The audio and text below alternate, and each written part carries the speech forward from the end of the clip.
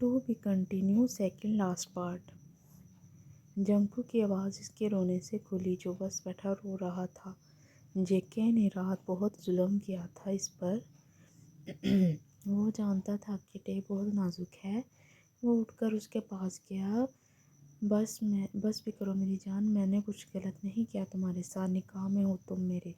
ٹیانگ اس کے سینے پر مکے مارنے لگا۔ جے.کے نے اسے اپنے قریب کیا اور اسے پیار سے کہا میری جان اب پردہ ڈال لو اس سب کی، میں بہت جلد تمہیں ہمیشہ اپنے ساتھ رکھوں گا۔ وہ اس بات پر شرما جاتا ہے۔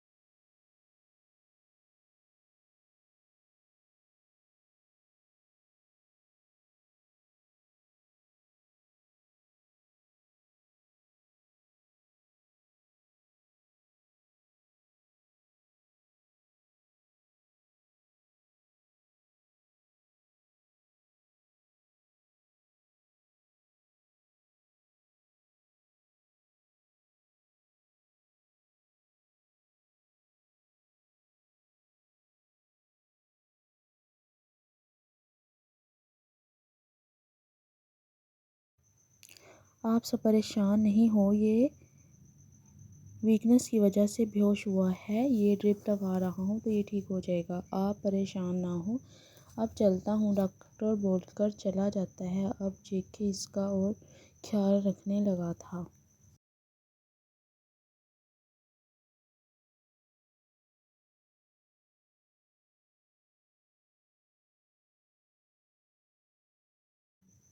کچھ مہینے بعد آج حویلی میں خوشی کا سماں تھا کیونکہ آج جنکو الیکشن جیت گیا تھا۔ وہ گھر آنے والا تھا۔ سب بہت خوش تھے۔ کچھ دن میں یہ رونق بھی کم ہو گئی۔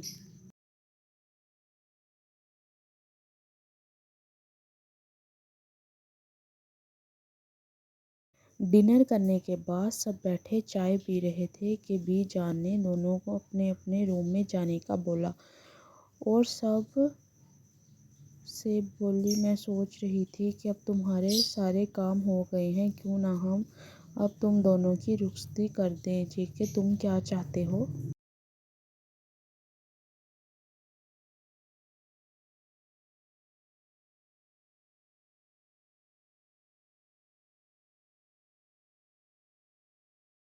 جی بی جان، میں آپ سے یہی بات کرنا چاہتا تھا، اب آپ نے خود کر دیا، مجھے کوئی اعتراض نہیں ہے، آپ لوگ تیاری کریں۔ جے.کے کی بات پر میڈو صاحبہ کی آنکھیں بھر آئیں۔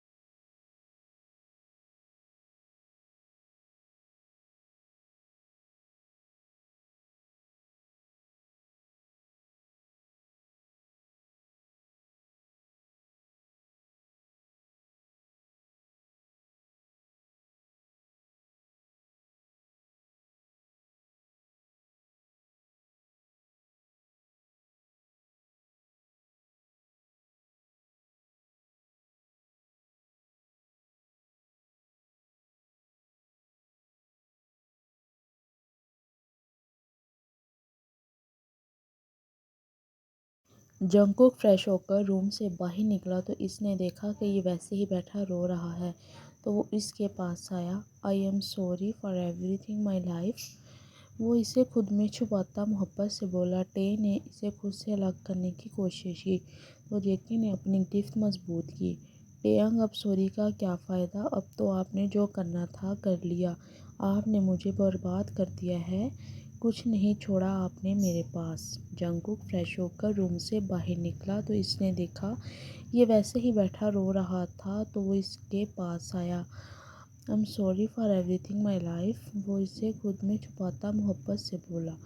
ٹے نے اسے خود سے الگ کرنے کی کوشش کی تو جیکی نے اپنی گرفت مضبوط کی۔ "ٹیانگ، اب سوری کا کیا فائدہ؟ اب تو آپ نے جو کرنا تھا کر دیا"۔ "آہا ٹے میری جان، اتنا غصہ نہیں کرتے میری جان"۔ جیکی، ویسے آج لڑائی کر کے میرا اپنا اسپیشل مومنٹ خراب کرنے کا کوئی موڈ نہیں ہے، اور تم بھی یہ فضول باتیں چھوڑو اور میرا ساتھ دو"۔ جیکی نے اس کے آنسو صاف کرتے ہوئے کہا، اور ٹے نے بے بسی سے اس کی جانب دیکھا۔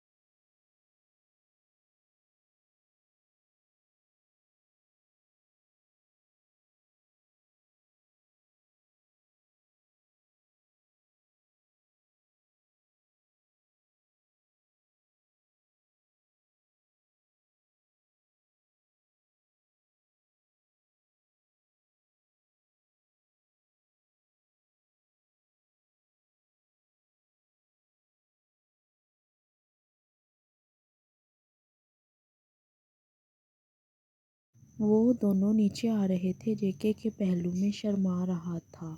وہ قریب آیا اور سب سے نارمل مل کر اپنی ماما کے ساتھ والی چیئر پر بیٹھنے لگا جہاں وہ ہر روز بیٹھتا تھا، تو جے کے نے اس کے ہاتھ تھام کر اپنے ساتھ بٹھا دیا۔ اس کا یوں شرمانا سب کو بتا رہا تھا کہ جے کے نے سب ٹھیک کر دیا ہے۔ ٹی نے بیٹھ کر سب سے اپنے رویے کی معافی مانگی۔